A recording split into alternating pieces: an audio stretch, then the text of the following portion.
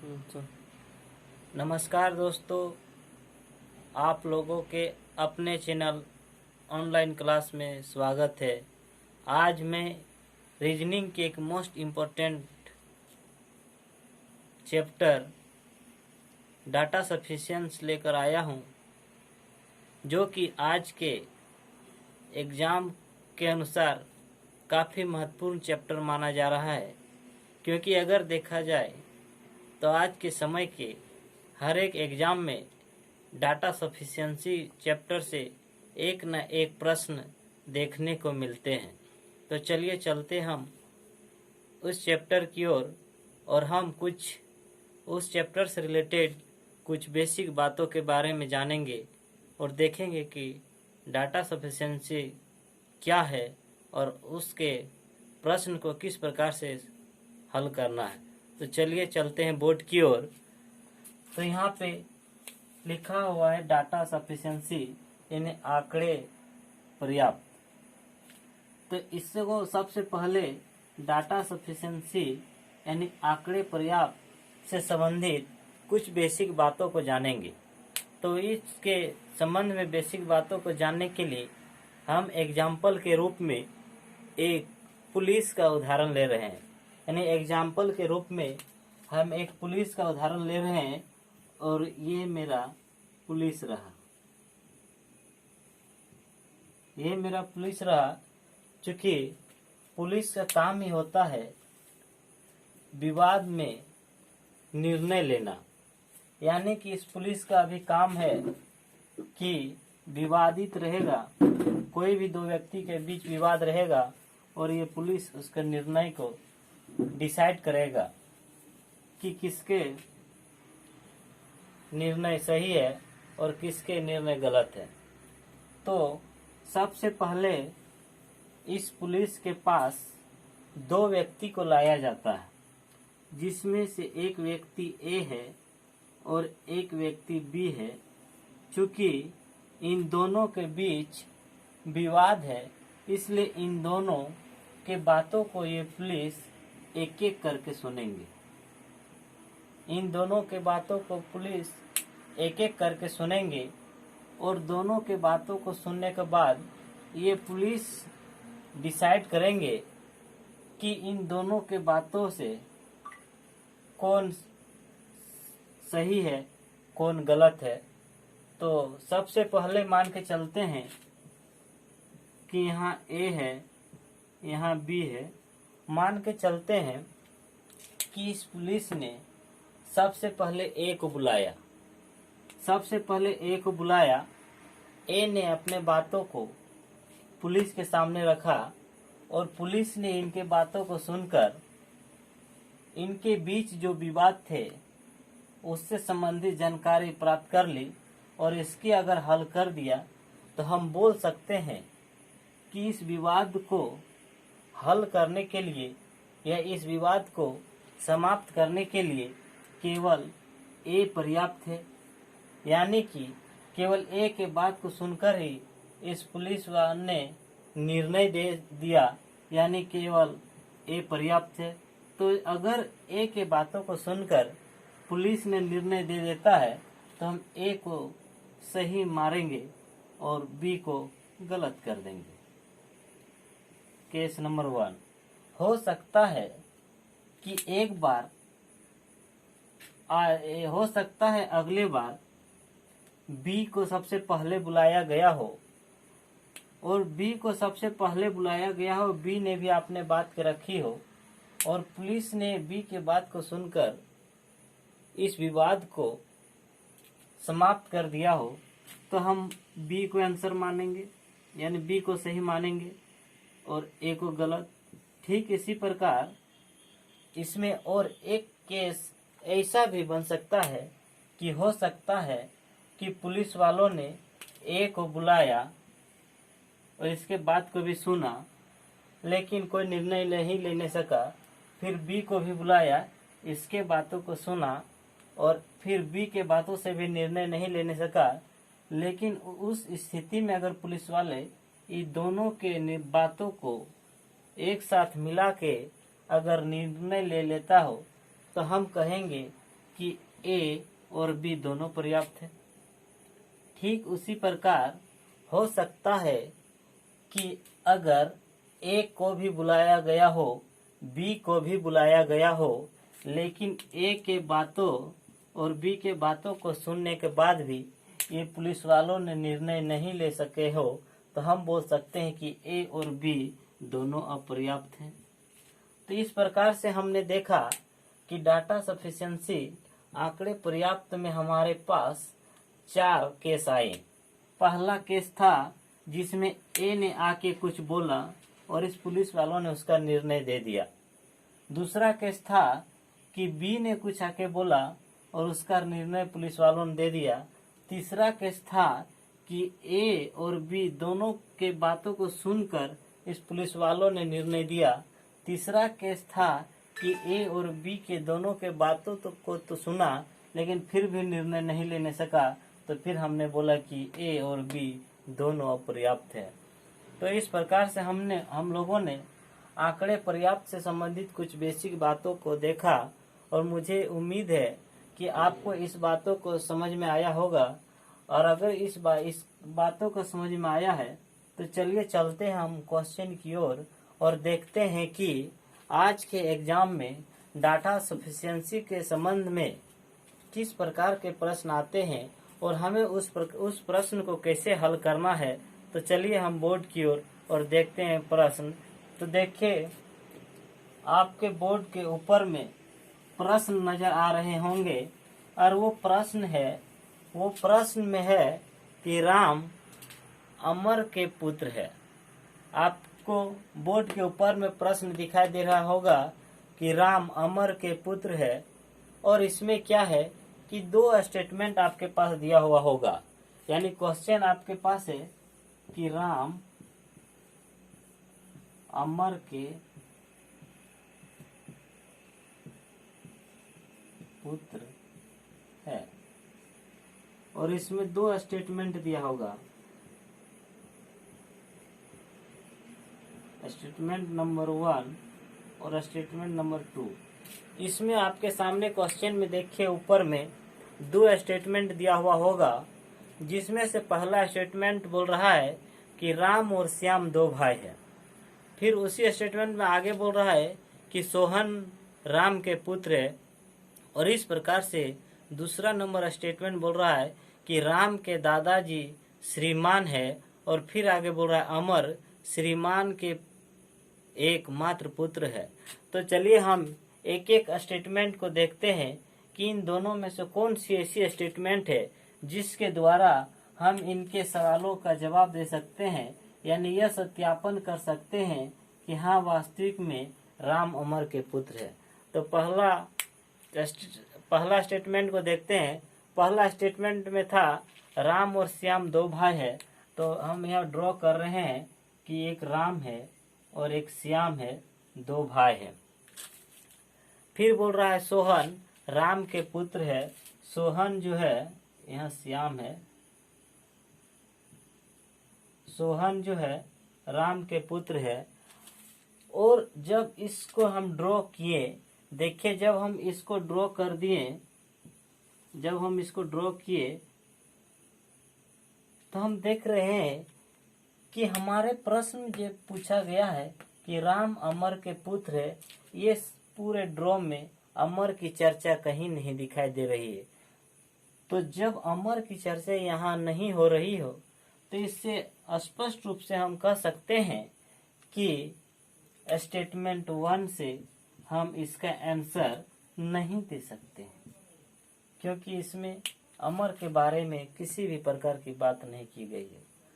तो इसके लिए हम पुनः स्टेटमेंट 2 को देखते हैं, और स्टेटमेंट 2 में देखिए, स्टेटमेंट 2 में बोला जा रहा है कि राम के दादाजी श्रीमान है।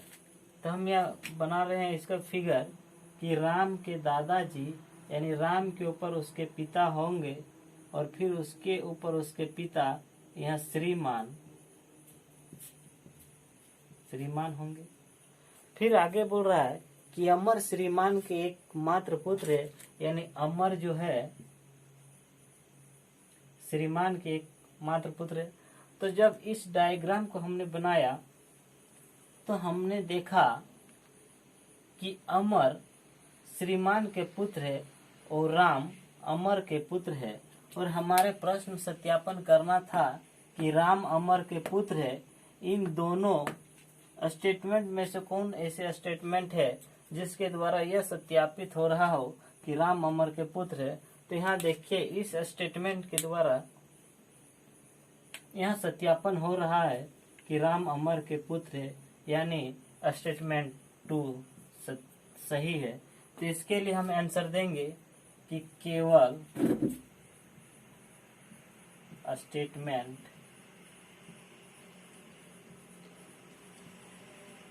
2 उत्तर देने के लिए पर्याप्त है। तो हम बोलेंगे कि केवल स्टेटमेंट 2 इसके उत्तर राम अमर के पुत्र है, इस बात का उत्तर यानी इसका सत्यापन के लिए केवल 2 ही उत्तर पर्याप्त है। 1 से इससे किसी भी प्रकार के सत्यापन नहीं हो रहा है। तो चलिए इसी प्रकार के और नेक्स्ट क्वेश्चन को देखते हैं कि नेक्स्ट क्वेश्चन में क्या है और कैसे उसको फिर हल करना है। तो नेक्स्ट क्वेश्चन की ओर चलते हैं, और अब आप देखिए कि आपके स्क्रीन के ऊपर पुनः एक दूसरे क्वेश्चन नजर आते होंगे, और उस क्वेश्चन में भी आप देख सकते हैं कि उसमें भी 2 स्टेटमेंट दिए हुए हैं। तो दूसरा नंबर जो क्वेश्चन है वह यह है कि राधा की भाई विमल है। क्वेश्चन दिया हुआ है कि राधा की भाई विमल है, और इसमें भी स्टेटमेंट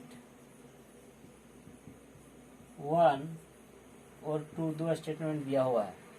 और हमने जिस प्रकार से पिछले क्वेश्चन को सत्यापित किया और हमने आंसर दिया कि 2 स्टेटमेंट में से कौन सी ऐसी स्टेटमेंट है जो इसको फॉलो कर रहा है, जो इसको साबित कर रहा है, तो इसी प्रकार हम इस प्रश्न में भी देखेंगे।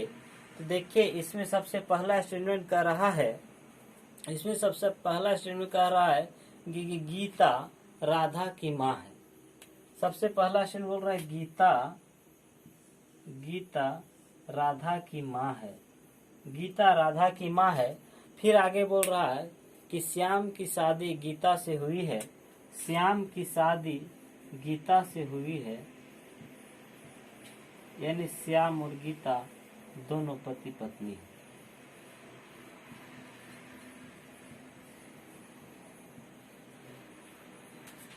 फिर आगे बोला और श्याम के एक पुत्र विमल है। बोल रहा है श्याम के एक पुत्र भी है और वो विमल है,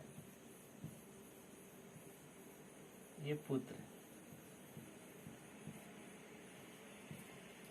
तो देखिए, अब ये ड्रॉ पूरा कंप्लीट हो चुका है, और देखिए यहाँ पे गीता के एक पुत्र या पुत्री जो भी कहे, इसके एक पुत्र है और श्याम के एक पुत्र है विमल। या तो बोल सकते हैं गीता के एक पुत्री है और श्याम के एक पुत्र है विमल। तो हम बोल सकते हैं कि इनके 2 पुत्र या 2 संतान है, जिसमें से एक पुत्र है यह निश्चित है, क्योंकि प्रश्न में दिया हुआ है कि श्याम के एक पुत्र विमल है। तो जब ये विमल है तो हम बोल सकते हैं कि ये दोनों में भाई बहन या भाई भाई का रिश्ता होगा। अगर भाई बहन का भी रिश्ता होगा तो यह भाई कहलाएगा, और अगर भाई भाई का भी रिश्ता होगा तो यह भाई कहलाएगा। और यहाँ था कि राधा की भाई विमल है, यानी राधा की भाई विमल है, ये सेटिस्फाई है। यानी हम बोल सकते हैं कि स्टेटमेंट 1 जो है यह सत्यापन कर रहा है कि राधा की भाई विमल है, यानी स्टेटमेंट 1 सही है। लेकिन हम अगला स्टेटमेंट 2 की ओर चलते हैं, और अगला स्टेटमेंट 2 में लिखा हुआ है कि गीता की शादी श्याम से हुई है। बोल रहा है कि गीता की शादी श्याम से हुई है। फिर आगे बोल रहा है कि गीता के 2 संतान है। यहाँ बोल रहे हैं कि गीता के 2 संतान है। तब हम स्टेटमेंट 1 और स्टेटमेंट 2 को जब गौर से देखते हैं तो हम देख रहे हैं कि यहाँ भी इनके 2 संतान हैं और यहाँ भी इनके 2 संतान थे, लेकिन इसमें और इसमें सिर्फ इतना अंतर है कि इसमें प्रश्न दिया हुआ था कि इसके एक पुत्र है, लेकिन इसमें पुत्र या पुत्री के संबंध में किसी भी प्रकार की बात नहीं कही गई है। यानी हम नहीं बोल सकते हैं कि इनमें कौन पुत्र है कौन पुत्री है, या दोनों पुत्र है या दोनों पुत्री है। इस संबंध में हम किसी भी प्रकार की बातें नहीं कर सकते हैं, इसलिए स्टेटमेंट 2 इस प्रश्न के लिए पर्याप्त नहीं माना जाएगा और इसे काट दिया जाएगा। तो इसका आंसर जो होगा केवल 1 पर्याप्त है। इसके लिए होगा केवल 1 पर्याप्त है। तो अभी हमने डाटा सफिशिएंसी के संबंध में 2 प्रश्न देखे और दोनों को हमने हल किया। चलिए ठीक इसी तरह से एक अगला और क्वेश्चन देखते हैं जो डाटा सफिशिएंसी के है। मैं आप लोगों को एक बातें बता देना चाहता हूं कि ये जो डाटा सफिशिएंसी चैप्टर है ये कोई एक स्पेशल चैप्टर नहीं है। डाटा सफिशिएंसी एक ऐसा चैप्टर है जिस चैप्टर में या कहे जिस सवाल में किसी भी चैप्टर के सवाल को उठाकर डाटा सफिशिएंसी के रूप में बनाया जा सकता है। जैसा कि आपने अभी 2 प्रश्न देखा, और अगर इस प्रश्न को हम देखें तो ये दोनों प्रश्न ब्लड रिलेशन यानी रक्त संबंध के थे। लेकिन अब अगला हम प्रश्न देखते हैं, और अगला प्रश्न जो है देखिए आपके स्क्रीन के ऊपर दिखाई दे रहा होगा कि पी के दक्षिण में कौन है। अब इस प्रश्न में पहले क्वेश्चन दिया हुआ है कि पी के दक्षिण में कौन है। इस प्रश्न में सबसे पहले यही प्रश्न पूछा गया है कि पी के दक्षिण में कौन है। यानी अब देखिए तो अब के जो क्वेश्चन आए वो दक्षिण यानी दिशा से संबंधित आए हुए हैं, और दिशा से संबंधित आए हुए हैं यानी ये डायरेक्शन का क्वेश्चन है।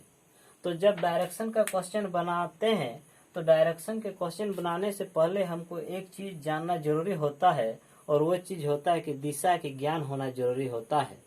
तो दिशा के बारे में कुछ बातें करते हैं कि जब भी आपके पेपर में दिशा के संबंध में कोई भी प्रश्न आ जाए, चाहे डाटा सफिशिएंसी से हो या तो डिस्टेंस से हो यानी दूरी और दिशा से हो, सबसे पहले हमको दिशा के बारे में कुछ जानकारी रखना होता है। और वो जानकारी यह है कि हमें दिशा के लिए सबसे ऊपर को नॉर्थ यानी उत्तर माना जाता है, और सबसे नीचे को साउथ यानी दक्षिण कहा जाता है, दाहिने को ईस्ट यानी पूरब कहा जाता है, और बाएं को वेस्ट यानी पश्चिम कहा जाता है। यानी जब जब हम प्रश्न में दिशा की चर्चा करेंगे, हम ऊपर की ओर नॉर्थ मानेंगे यानी ऊपर की ओर उत्तर मानेंगे, और नीचे की ओर दक्षिण मानेंगे। ऊपर की ओर उत्तर मानेंगे और नीचे की ओर दक्षिण मानेंगे। ठीक उसी प्रकार जब हम राइट की ओर जाएंगे तो पूर्व मानेंगे, और जब लेफ्ट की ओर आएंगे तो पश्चिम मानेंगे। तो देखिए इस प्रश्न में पूछा गया है कि पी के दक्षिण में कौन है। ठीक आपने जो इससे पहले 2 प्रश्न को बनाए, इसमें भी 2 स्टेटमेंट दिए हुए हैं, स्टेटमेंट 1 और स्टेटमेंट 2, और इन दोनों स्टेटमेंट को पढ़ने के बाद हमें आंसर देना है कि इसके आंसर के लिए स्टेटमेंट 1 पर्याप्त है या स्टेटमेंट 2 पर्याप्त है, या स्टेटमेंट और 2 दोनों मिला के आंसर पर्याप्त है, या स्टेटमेंट 1 और 2 दोनों पर्याप्त है। तो चलिए हम देखते हैं स्टेटमेंट 1 की ओर। और अब आप स्क्रीन के ऊपर में प्रश्न देख सकते हैं, जिसके स्टेटमेंट में है कि टी के उत्तर में एस है। यहाँ पे लिखा हुआ है कि टी के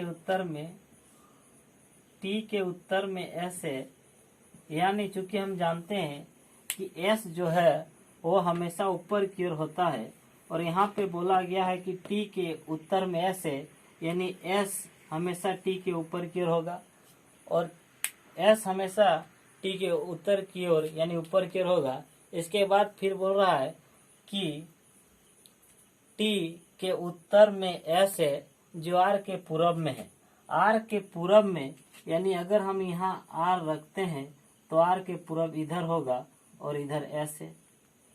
फिर इससे आगे बोल रहा है कि आर के उत्तर में क्यू है। बोल रहा है आर के उत्तर में क्यू है, यानी अगर यहाँ आर है तो इससे ऊपर जाएंगे तो यहाँ क्यू हमें मिलेगा। फिर आगे बोल रहा है कि आर के उत्तर में क्यू है जो पी के पश्चिम में है। जो किसके पश्चिम में है? पी के पश्चिम में है, यानी अगर हम यहाँ पी रखेंगे तो इसके पश्चिम क्यू हो जाएगा। और प्रश्न में भी बोला गया है कि क्यू पी के पश्चिम में है, यानी क्यू यहाँ होगा क्योंकि पी के पश्चिम ये साइड होगा। और अब देखते हैं कि मेरा ये ड्राइंग बन के कंप्लीट हो चुका है। और देखिए इसमें प्रश्न था कि पी के दक्षिण में कौन है, तो यदि यहाँ पी है तो इसके दक्षिण नीचे होगा, क्योंकि हमने अभी अभी बोला कि जब जब दक्षिण की बात होगा हमेशा नीचे की ओर लेना है। यानी पी के दक्षिण की ओर देखेंगे तो यहाँ दो वर्ड मिलेंगे, एक एस मिलेंगे और एक टी मिलेंगे। यानी हम बोल सकते हैं कि पी के दक्षिण में कौन है, तो आंसर के रूप में हम दे सकते हैं एस और टी है। यानी हम बोल सकते हैं कि स्टेटमेंट 1 से यह सत्यापित हो गया कि पी के दक्षिण में एस एंड टी दो व्यक्ति है। तो फिर हम नेक्स्ट स्टेटमेंट 2 की ओर देखते हैं कि क्या स्टेटमेंट 2 से भी कोई आंसर आ रहा है या स्टेटमेंट 2 अपर्याप्त है। तो स्टेटमेंट 2 कह रहा है कि क्यू के पूरब में पी है, यानी क्यू के पूरब में पी है। क्योंकि क्यू यहाँ है तो उसके राइट साइड पूरब होगा, यानी अगर क्यू यहाँ है तो इसके राइट साइड पूरब, क्यू के पूरब में पी होगा। फिर बोल रहा है जो आर के दक्षिण में है, जो आर के दक्षिण में यानी अगर आर यहाँ होगा तो इसका दक्षिण इधर होगा और इसके इधर पी होगा। फिर आगे बोल रहा है आर एस के दक्षिण में है। बोल रहा है आर जो है वो एस के दक्षिण में है, यानी आर के ऊपर एस होगा तभी तो आर एस के दक्षिण में होगा। और देखिए ये फिर मेरा दूसरा ड्राइंग बन के कंप्लीट हो गया। और मेरा पास सवाल था कि पी के दक्षिण में कौन है। तो जब हम पी को देखते हैं, जब हम इस पी को देखते हैं तो हम देखें पी के नीचे कोई भी वर्ड नहीं है, क्योंकि दक्षिण की बात जब भी होता है तो हम जानते हैं कि नीचे की ओर होता है, और पी के नीचे की ओर कोई वर्ड नहीं है। अतः हम कह सकते हैं कि स्टेटमेंट 2 अपर्याप्त है, क्योंकि स्टेटमेंट 2 से इसके प्रश्न के हल नहीं निकल पा रहे हैं। अतः हम इसके लिए आंसर देंगे केवल एक पर्याप्त है।